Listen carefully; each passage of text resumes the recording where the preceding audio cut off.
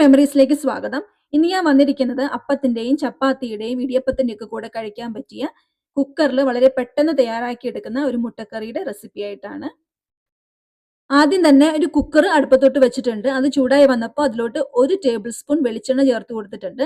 വെളിച്ചെണ്ണ ഒന്ന് ചൂടായി വന്നപ്പോൾ സ്പൈസസ് ആണ് ചേർത്ത് കൊടുക്കുന്നത്. ഈ ഒരു വലുപ്പത്തിലുള്ള പട്ട, 3 ഗ്രാമ്പു, ഇനി വേണ്ടത് ഏലക്കയാണ്. 2 ഏലക്കയാണ് എടുത്തിട്ടുള്ളത്. ഏലക്ക ചെറുതായിട്ടൊന്ന് പൊളിച്ചിട്ടാണ് ചേർത്ത് കൊടുത്തിട്ടുള്ളത്. ഏലക്കയുടെ ഫ്ലേവർ ഒക്കെ കറിയിലോട്ട് നന്നായിട്ട് ഇറങ്ങി കിട്ടാൻ വേണ്ടിയിട്ടാണ്.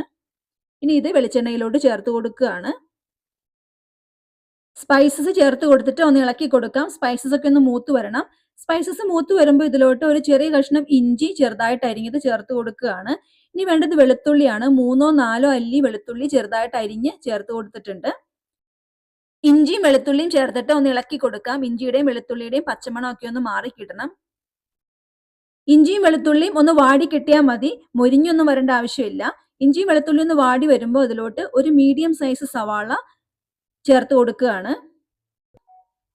സവാളയും ഒന്ന് വാടി വന്നാൽ മതിയാവും.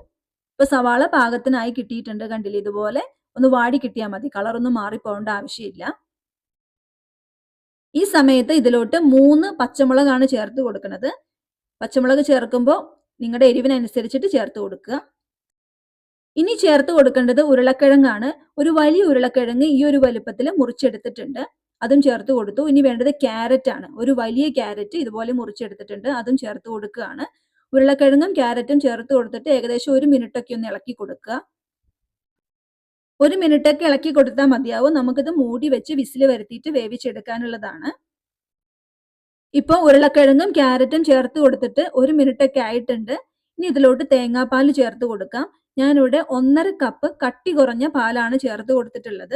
ഇപ്പൊ നിങ്ങൾ പിഴിഞ്ഞെടുക്കുമ്പോൾ തേങ്ങയുടെ 2ാം പാലും 3ാം പാലും ഉണ്ടല്ലോ, അത് 1.5 കപ്പ് എടുത്തിട്ട് ഇതിലോട്ട് ചേർത്ത് കൊടുക്കാം. ഇനി കുക്കർ അടച്ചു വെച്ചിട്ട് ഒരു വിസിൽ വരുത്തിയെടുക്കാം. അപ്പോഴേക്കും ഉരുളക്കിഴങ്ങും ക്യാരറ്റും എല്ലാം നന്നായിട്ട് തന്നെ വെന്ത് കിട്ടും. ഇപ്പോൾ കുക്കറിന്റെ പ്രഷർ എല്ലാം പോയിട്ട് കുക്കർ തുറന്നിട്ടുണ്ട്. ക്യാരറ്റും ഉരുളക്കിഴങ്ങും ഒക്കെ നന്നായിട്ട് തന്നെ വെന്ത് കിട്ടിയിട്ടുണ്ട്. ഈ കുക്കർ ഞാൻ അടുപ്പത്തോട്ട് വെച്ച് കൊടുത്തിട്ടുണ്ട്. ഇനി അതിലോട്ട് 1 ടീസ്പൂൺ കുരുമുളക് ചതച്ച് ചേർത്ത് കൊടുത്തിട്ടുണ്ട്. ഇനി നിങ്ങൾ കുരുമുളകിന്റെ പൊടിയാണ് ചേർക്കുന്നതെങ്കിൽ 1/2 ടീസ്പൂൺ കുരുമുളക് പൊടി ചേർത്ത് കൊടുത്താൽ മതി. 1/2 ടീസ്പൂൺ ഉപ്പൂടെ ചേർത്ത് കൊടുത്തിട്ട് ഒന്ന് ഇളക്കി കൊടുത്തിട്ടുണ്ട്.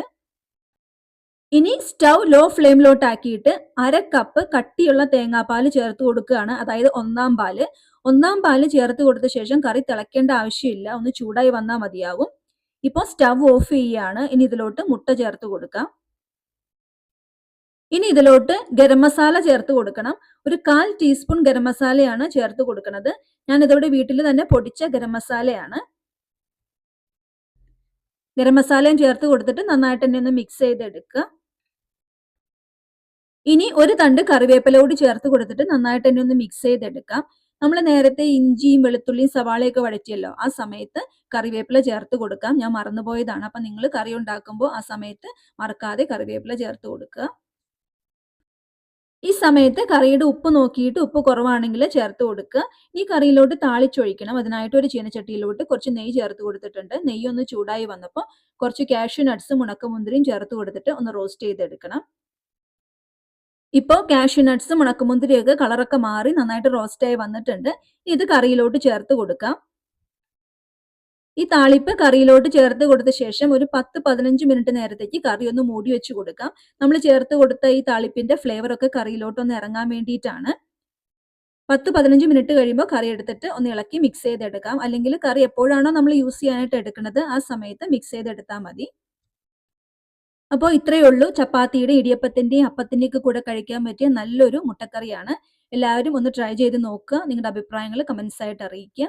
വീഡിയോ നിങ്ങൾക്ക് ഇഷ്ടമായിട്ടുണ്ടെങ്കിൽ ലൈക്ക് ചെയ്യുക, ഷെയർ ചെയ്യുക, സബ്സ്ക്രൈബ് ചെയ്യുക, ഫോളോ ചെയ്യുക. പുതിയൊരു റെസിപ്പി ആയിട്ട് വീണ്ടും കാണാം. താങ്ക്